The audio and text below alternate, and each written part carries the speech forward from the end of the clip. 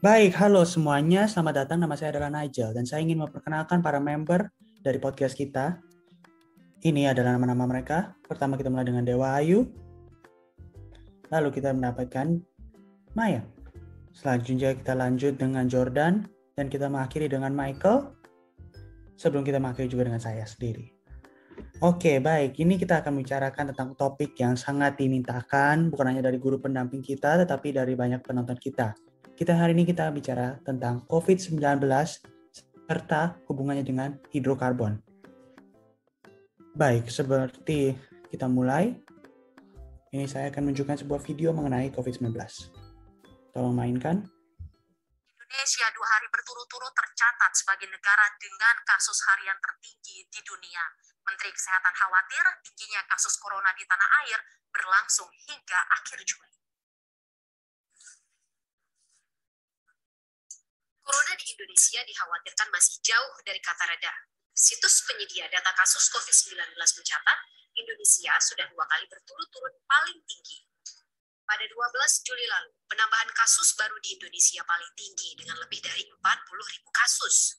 Angka kematian Indonesia juga menjadi yang tertinggi di dunia. Kondisi tak jauh beda terjadi pada data 13 Juli kemarin. Dengan lebih dari 47.000 kasus, Indonesia berada di atas Brasil, Spanyol, bahkan India. Rem darurat yang ditarik pemerintah memang belum bisa menahan laju penularan corona di tanah air. Di hadapan anggota Komisi 9 DPR, Menteri Kesehatan khawatir kenaikan angka positif COVID terjadi hingga pertengahan bahkan akhir Juli. Kalkulasi ini berkaca pada pengalaman gelombang pertama India. Baik, Anda kita telah menonton video itu, ini sedikit menyedihkan, tapi kita akan melanjutkan dengan introduksi kepada COVID-19. Pertama, COVID-19 adalah sebuah virus yang telah tercatat sebagai salah satu pandemi terburuk dalam sejarah manusia. Kita semua sudah mengetahui itu. Ini telah mencapai setiap bagian dunia, telah menginfeksi hampir 192 juta orang secara global. Asal-asal COVID ini mulai dari Cina. Pertama ditemukan di Cina, secara lebih spesifik Wuhan. Dan ini memiliki gejala-gejala yang umum dan serius. Gejala-gejala umum ini dapat memulai dengan sebuah demam, batuk kering, dan dapat tumbuh kepada sesuatu yang lebih serius seperti sesak nafas, nyeri dada, hilang kemampuan berbicara, bergerak, dan pada akhirnya kematian. Salah satu alasan kematian yang paling besar adalah penyakit pneumonia. Tetapi sebelum kita lebih rinci lagi kepada COVID-19, kita ingin memastikan kita berbicara juga tentang hidrokarbon. Jika ada yang belum tahu secara simpel apa itu hidrokarbon ya, hidrokarbon itu seperti bensin, gas minyak, dan segala-segalanya seperti itu. Untuk menjelaskan lebih rinci, saya akan minta Jordan untuk berbicara. Baik, apa itu hidrokarbon? Hidrokarbon adalah sebuah senyawa yang terdiri dari unsur karbon, C, dan karbon hidrogen, H. Seluruh hidrokarbon memiliki rantai karbon dan atom-atom hidrogen yang berikatan dengan rantai tersebut. Istilah tersebut digunakan juga sebagai pengertian dari hidrokarbon alifatik.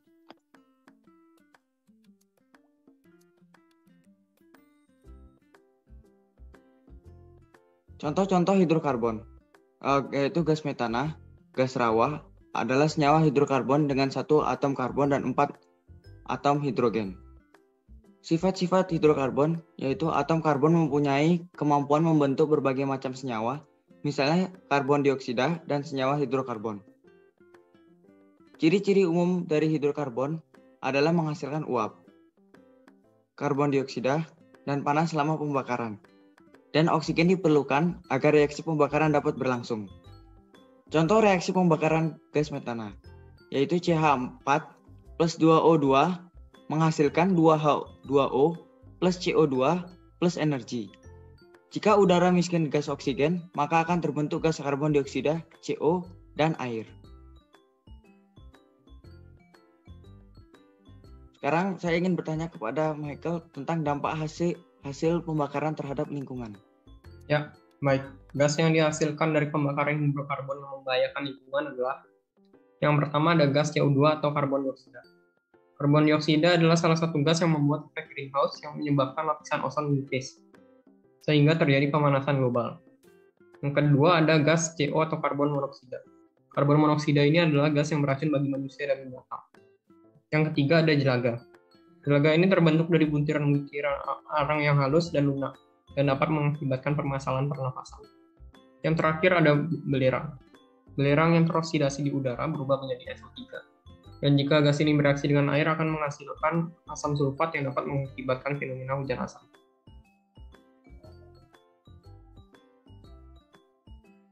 Saya minta Jordan untuk menjelaskan 3 jenis reaksi hidrokarbon. Baik, jadi di dunia ini ada 3 jenis reaksi hidrokarbon. Yang pertama reaksi substitusi, yang kedua reaksi adisi, dan yang terakhir pembakaran. Reaksi substitusi hanya berlaku untuk hidrokarbon jenuh.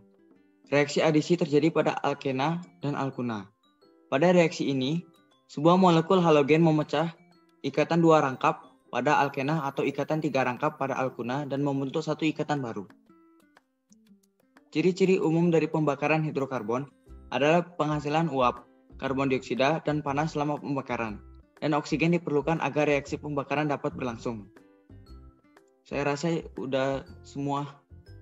Baik, terima kasih Jordan dan Michael untuk penjelasan-penjelasan kalian. Sekarang kita ingin bicara tentang lebih detail mengenai COVID-19 serta protokol kesehatan.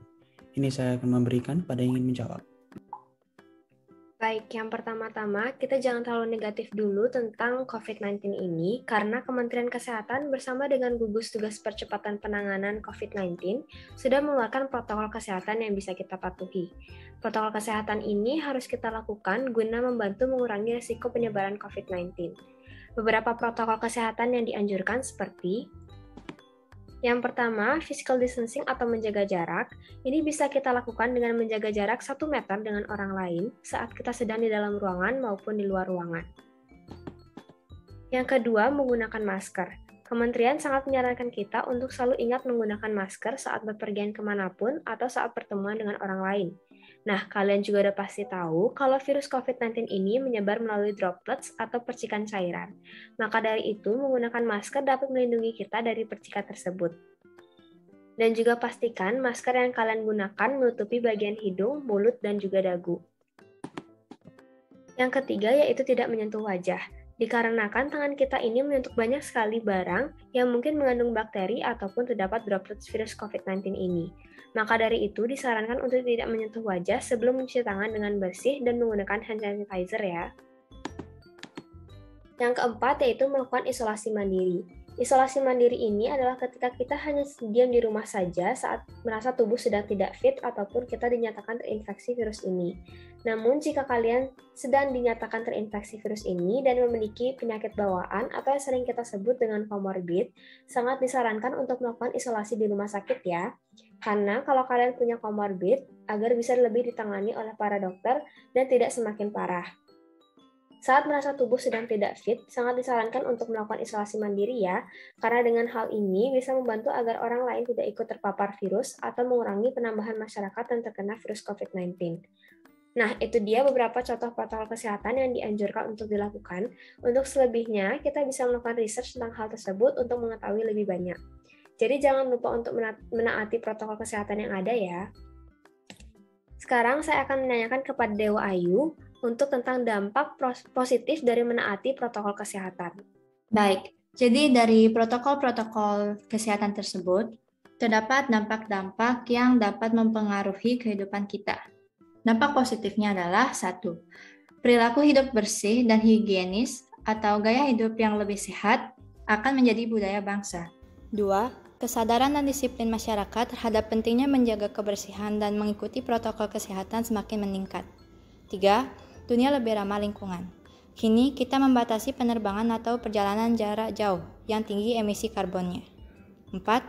Digitalisasi dan konektivitas Indonesia akan lebih tinggi. Negara akan memprioritaskan komunikasi dengan digital. Dan kelima, solid dan gotong royong.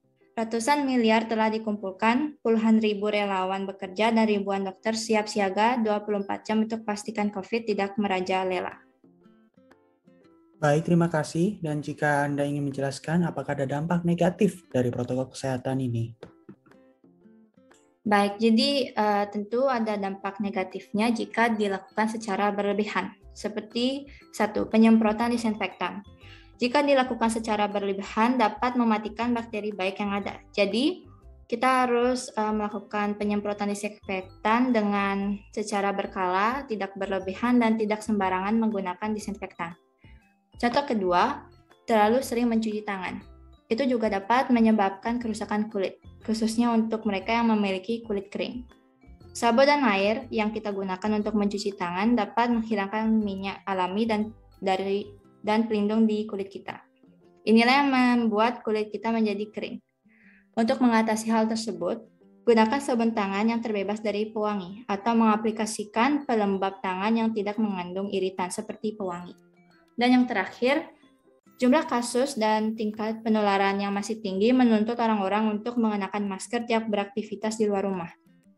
Akibatnya, masker sekali pakai diproduksi besar-besaran untuk melindungi manusia dari serangan virus. Para peneliti memperingatkan besar volume limbah masker dengan komposisi plastiknya yang dapat menimbulkan ancaman lingkungan. Tidak seperti botol plastik, yang sekitar 25%-nya didaur ulang, tidak ada panduan resmi tentang daur ulang masker, sehingga kemungkinan besar akan dibuang secara tidak tepat. Baik, terima kasih telah mendengarkan, dan sebelum kita mengakhiri, saya ingin menanya sebuah pertanyaan kepada Jordan. Baik, Jordan, menurut Anda, bagaimana menurut Anda hidrokarbon telah diefek dan mengefek oleh COVID-19? Kalau menurut saya untuk mengefek ke lingkungan sih ada, tapi kalau untuk ke manusia juga ada. Yang seperti dijelaskan Michael itu ada contoh-contoh gas yang membahayakan lingkungan seperti CO2, karbon dioksida, CO, karbon monoksida, jelaga, dan belerang. Semua gas itu bisa dapat mendapatkan bahaya bagi lingkungan kita. Baik, terima kasih telah menjelaskan. Kelihatannya kita sudah habis waktu. Terima kasih kepada guru pembimbing kita, Miss Rade Gayatri, dan terima kasih kepada para penonton untuk mendengarkan. Terima kasih dan selamat tinggal.